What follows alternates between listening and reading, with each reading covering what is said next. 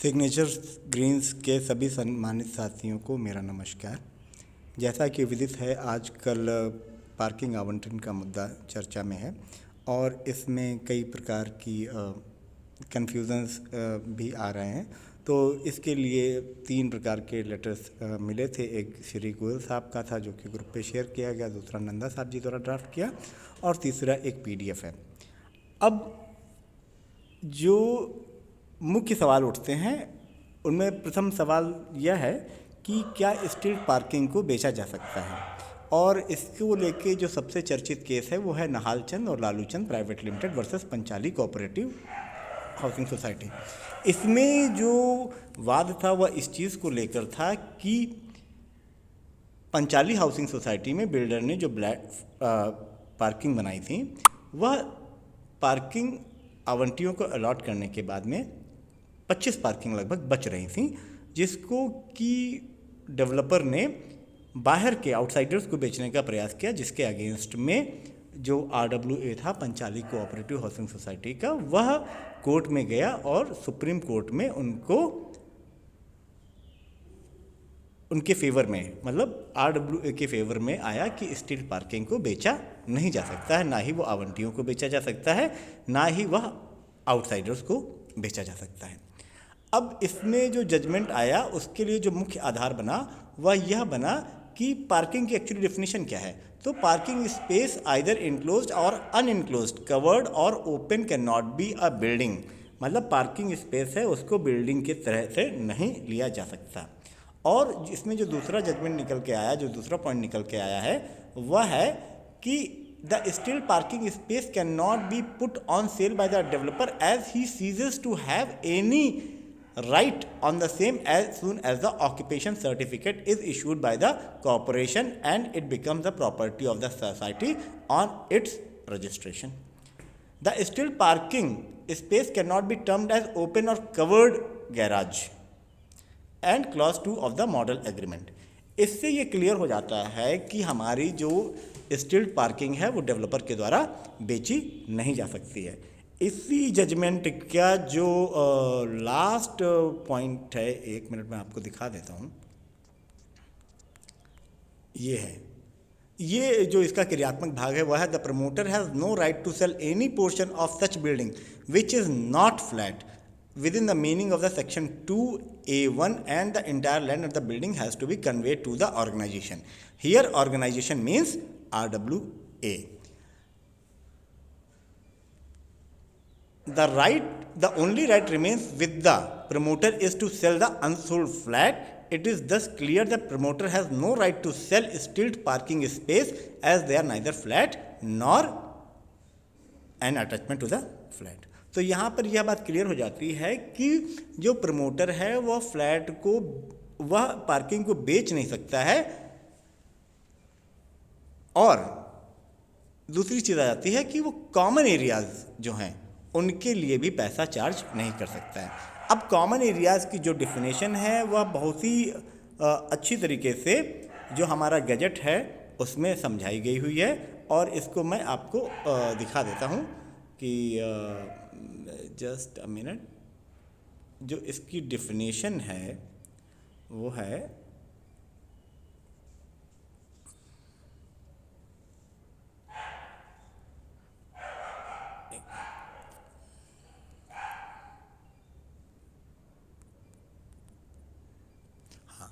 ये देखिए आप कॉमन एरिया।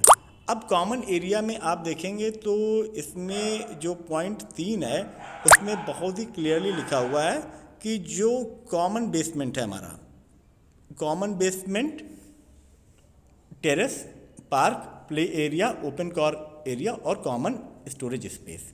अब इससे भी यह क्लियर हो जाता है कि जो डेवलपर है वो कॉमन एरिया नहीं बेच सकता है। जो कॉमन एरिया है उसको मेंटेन करने की, उसका उपभोग करने की जो जिम्मेदारी है, जो राइट है, जो अधिकार है, वह निवासियों को और RWA को है। इस प्रकार से यह क्लियर हो जाता है कि किसी भी प्रकार से डेवलपर अथवा प्रमोटर पार्किंग बेच नहीं सकता है, और बेचने का मतलब है कि वह उसके एवज में शुल्क नहीं ले सकता है। दूसरी चीज़ आती है अलॉटमेंट। क्या स्ट्रीट पार्किंग का अलॉटमेंट किया जा सकता है? इस पर भी यह क्लियर है कि स्ट्रीट पार्किंग का अलॉटमेंट किया जा सकता है। तीसरा प्रश्न आता है कि अलॉटमेंट किसके द्वारा किया जाएगा। तो उसके लिए कई सारे डॉक्यूमेंट्स का अध्ययन किया गया।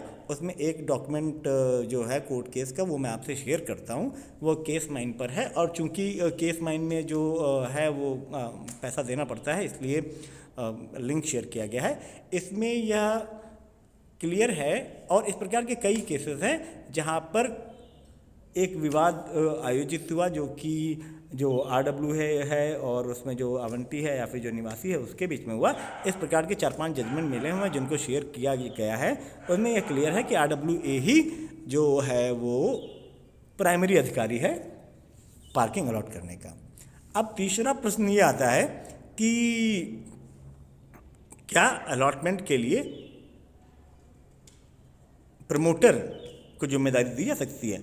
तो इसमें यह है कि यदि RWA नहीं बना हुआ है तो KDA जो कि हमारा प्रमोटर है, उसको यह जिम्मेदारी दी जा सकती है कि वह लॉटरी के माध्यम से पार्किंग आवंटन करे।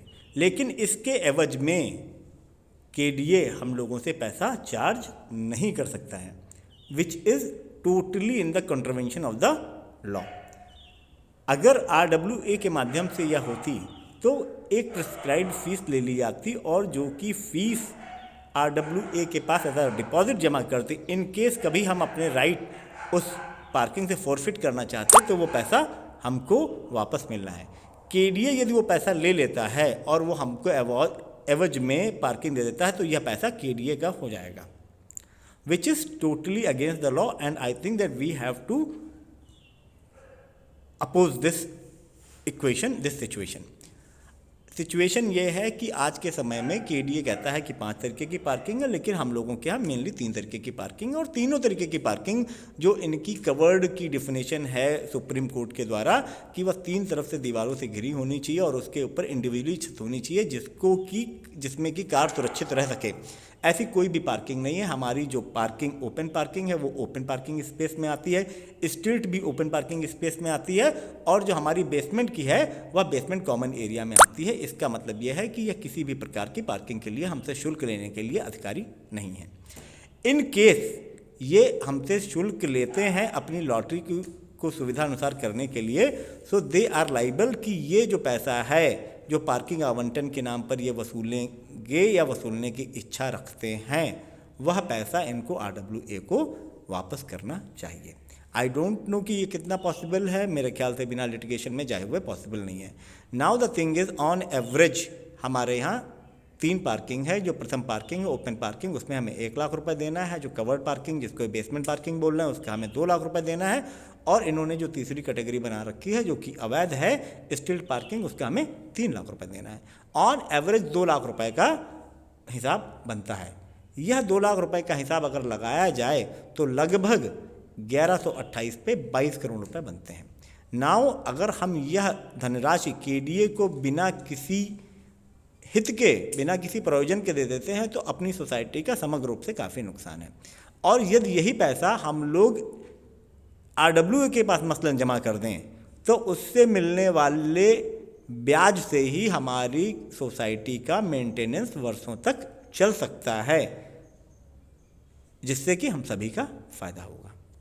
तो प्रश्न यह है कि क्या हमें KDA द्वारा जो पार्किंग का आवंटन किया जा रहा है उसमें शुल्क न लगे, इसका समर्थन करना चाहिए, और जिन लोगों से शुल्क लिया जा रहा है उसको वापस करने का प्रयास करना चाहिए। Now another question which is very important कि भाई तरीका क्या होगा। तो तरीके को भी इन्होंने बाकायदा प्रिस्क्राइब किया हुआ तरीका यह है कि पार्किंग का आवंटन लॉटरी के द्वारा ही होगा, और उसमें भी यह कंडीशन है कि एक प्रॉपर कोरम है जो कि शायद 60% है। यदि 60% पार्टिसिपेंट लॉटरी के समय लॉटरी निकलने वाले स्थान पर उपलब्ध नहीं है तो वह लॉटरी कैंसिल करके दोबारा निकाली जाएगी। तो इस प्रकार से जो मुख्य पॉइंट थे मैं उनको दोबारा रिकैप करता हूँ। प्रथम ये कि क्या स्ट्रीट पार्किंग बेची जा सकती है, उसका उत्तर स्पष्ट नहीं है। क्या स्ट्रीट पार्किंग अलॉट की जा सकती है, उसका उत्तर स्पष्ट हाँ है। क्या पार्किंग का allotment first come first serve basis पे किया जा सकता है? उसका उत्तर है नहीं। पार्किंग का अलॉटमेंट सिर्फ और सिर्फ लॉटरी के माध्यम से ही हो सकता है, और उसमें भी 60% पार्टिसिपेंट्स की उपस्थिति वहाँ पर अनिवार्य है जहाँ पर लॉटरी निकल रही है। चौथा, क्या हमको ये प्रयास करना चाहिए कि जो हमारी धनराशि गैर कानूनी रूप से केडीए द्वारा ली जा रही है, जो कि लगभग 22 करोड़ रुपए पहुंचेगी, क्या हमें उसे बचाने का प्रयास करना चाहिए? तो मेरा मत है हाँ। यदि इसमें लोगों की असहमति है तो पत्र लिखकर यहाँ पर अवगत कराएं, ताकि हम लोग इस दिशा में प्रयास करना बंद कर दें। बहुत बहुत धन्यवाद।